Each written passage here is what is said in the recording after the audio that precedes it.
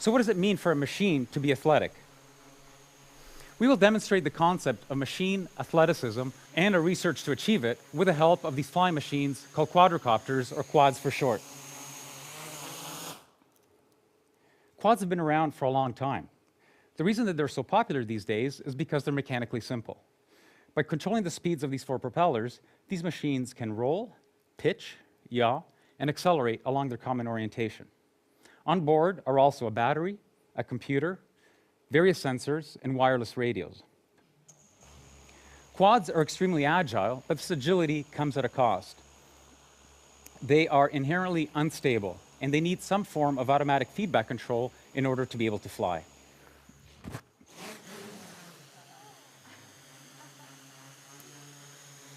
So, how did it just do that?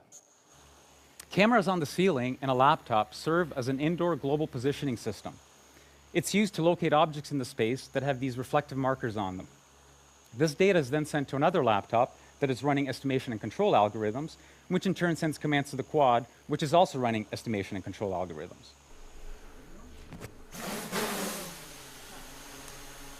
The bulk of our research is algorithms. It's the magic that brings these machines to life. So how does one design the algorithms that create a machine athlete? We use something broadly called model-based design. We first capture the physics with a mathematical model of how the machines behave. We then use a branch of mathematics called control theory to analyze these models and also to synthesize algorithms for controlling them. For example, that's how we can make the quad hover. We first capture the dynamics with a set of differential equations. We then manipulate these equations with the help of control theory to create algorithms that stabilize the quad. Let me demonstrate the strength of this approach. Suppose that we want this quad to not only hover, but to also balance this pole. With a little bit of practice, it's pretty straightforward for a human being to do this, although we do have the advantage of having 2 feet on the ground and the use of our very versatile hands.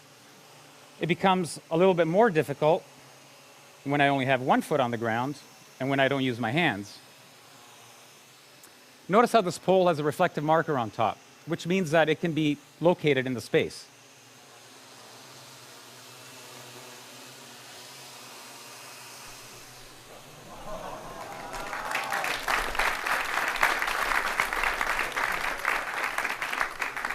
You can notice that this quad is making fine adjustments to keep the pole balanced. How do we design the algorithms to do this?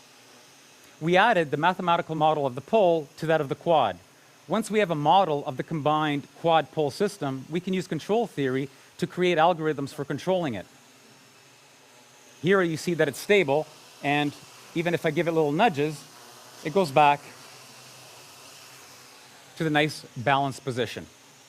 We can also augment the model to include where we want the quad to be in space. Using this pointer, made out of reflective markers, I can point to where I want the quad to be in space, a fixed distance away from me.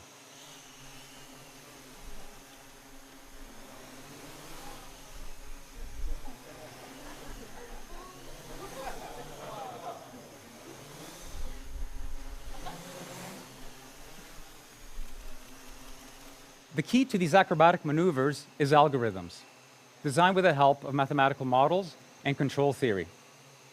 Let's tell the quad to come back here and let the pole drop, and I will next demonstrate the importance of understanding physical models and the workings of the physical world.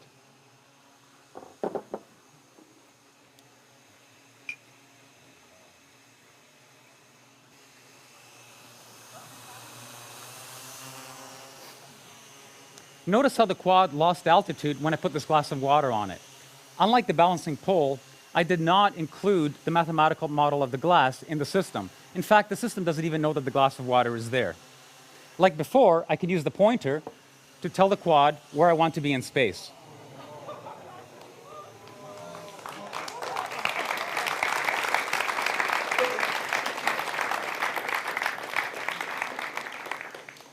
Okay, you should be asking yourself, why doesn't the water fall out of the glass? 2 facts. The first is that gravity acts on all objects in the same way. The second is that the propellers are all pointing in the same direction of the glass, pointing up. You put these two things together, the net result is that all side forces on the glass are small and are mainly dominated by aerodynamic effects, which at these speeds are negligible.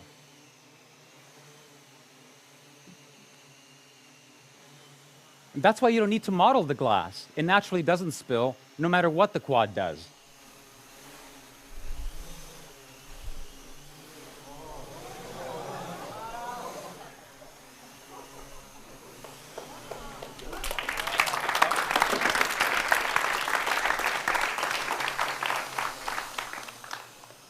The lesson here is that some high-performance tasks are easier than others, and that understanding the physics of the problem tells you which ones are easy and which ones are hard. In this instance, carrying a glass of water is easy, balancing a pole is hard. We've all heard stories of athletes performing feats while physically injured. Can a machine also perform with extreme physical damage? Conventional wisdom says that you need at least 4 fixed motor propeller pairs in order to fly, because there are 4 degrees of freedom to control: roll, pitch, yaw, and acceleration. Hexacopters and octocopters with 6 and 8 propellers can provide redundancy, but quadcopters are much more popular because they have the minimum number of fixed motor propeller pairs, 4. Or do they?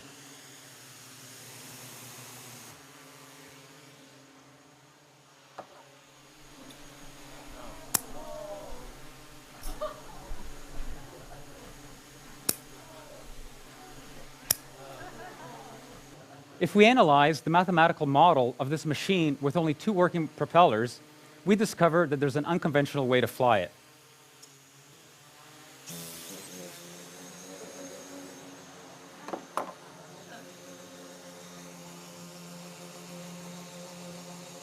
We relinquish control of yaw, but roll, pitch, and acceleration can still be controlled with algorithms that exploit this new configuration.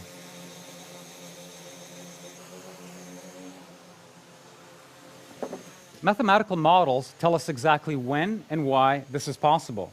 In this instance, this knowledge allows us to design novel machine architectures or to design clever algorithms that gracefully handle damage, just like human athletes do, instead of building machines with redundancy. We can't help but hold our breath when we watch a diver somersaulting into the water, or when a vaulter is twisting in the air, the ground fast approaching. Will the diver be able to pull off a rip-entry? Will the vaulter stick the landing? Suppose we want this quad here to perform a triple flip and finish off at the exact same spot that it started. This maneuver is going to happen so quickly that we can't use position feedback to correct the motion during execution. There simply isn't enough time. Instead, what the quad can do is perform the maneuver blindly, observe how it finishes the maneuver, and then use that information to modify its behavior so that the next flip is better. Similar to the diver and the vaulter, it is only through repeated practice that the maneuver can be learned and executed to the highest standard.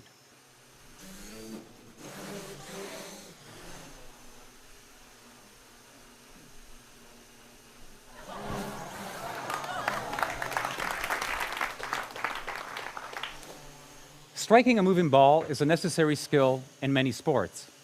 How do we make a machine do what an athlete does seemingly without effort?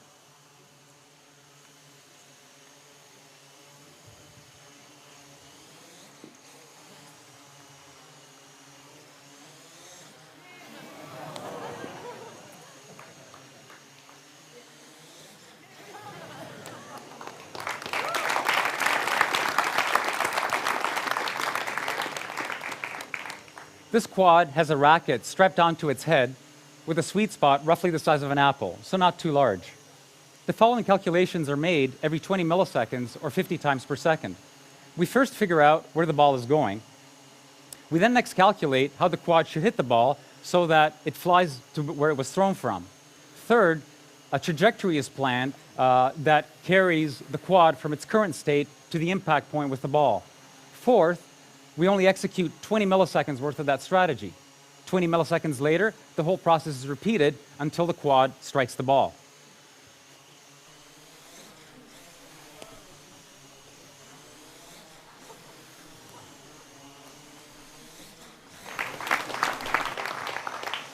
Machines can not only perform dynamic maneuvers on their own, they can do it collectively. These 3 quads are cooperatively carrying a Skynet.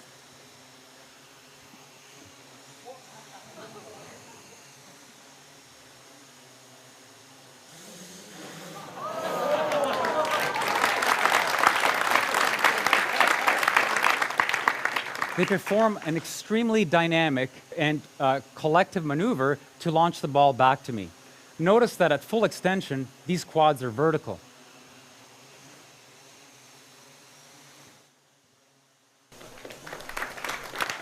In fact, when fully extended, this is roughly 5 times greater than what a bungee jumper feels at the end of their launch.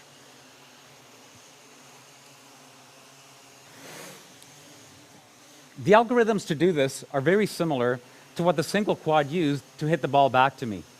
Mathematical models are used to continuously replan a cooperative strategy 50 times per second. Everything we have seen so far has been about the machines and their capabilities. What happens when we couple this machine athleticism with that of a human being?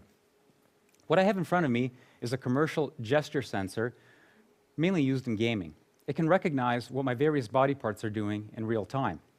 Similar to the pointer that I used earlier, we can use this as inputs to the system. We now have a natural way of interacting with the raw athleticism of these quads with my gestures.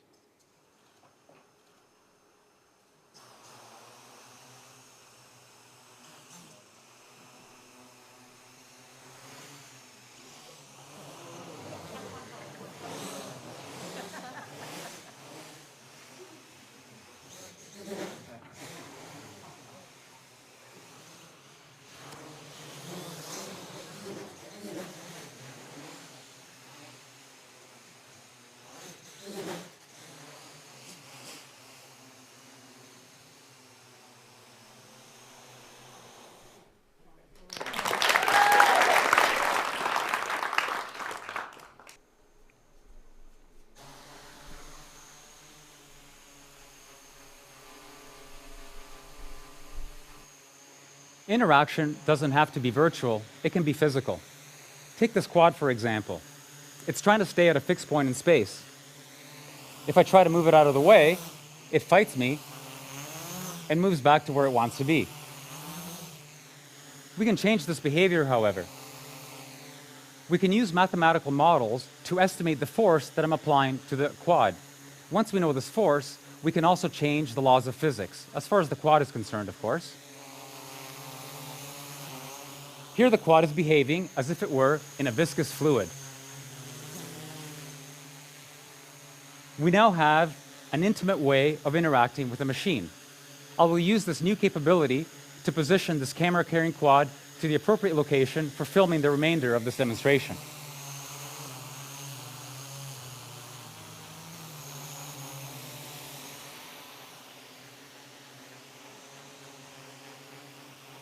So we can physically interact with these quads, and we can change the laws of physics. Let's have a little bit of fun with this. For what you will see next, these quads will initially behave as if they were on Pluto. As time goes on, gravity will be increased until we're all back on planet Earth. But I assure you we won't get there. Okay, here goes.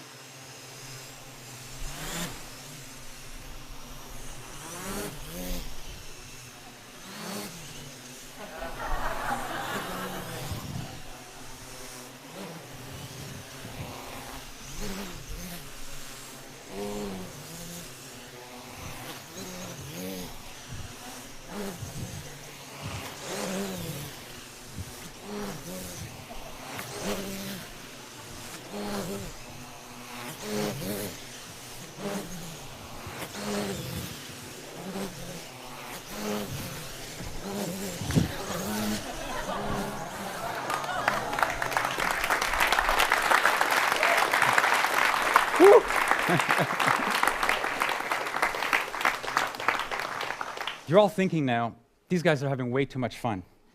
And you're probably also asking yourself, why exactly are they building machine athletes? Some conjecture that the role of play in the animal kingdom is to hone skills and develop capabilities.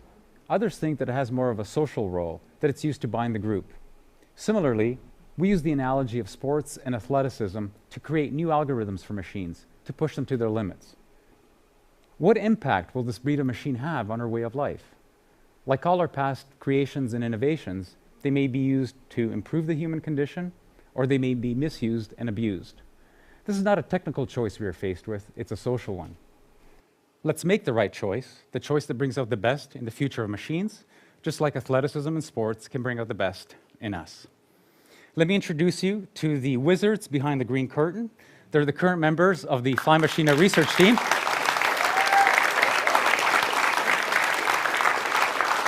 Federico Gugliaro, Dario Brescianini, Marcus Henn, Sergei Lupashin, Mark Muller, and Robin Ritz. Look out for them. They're destined for great things. Thank you.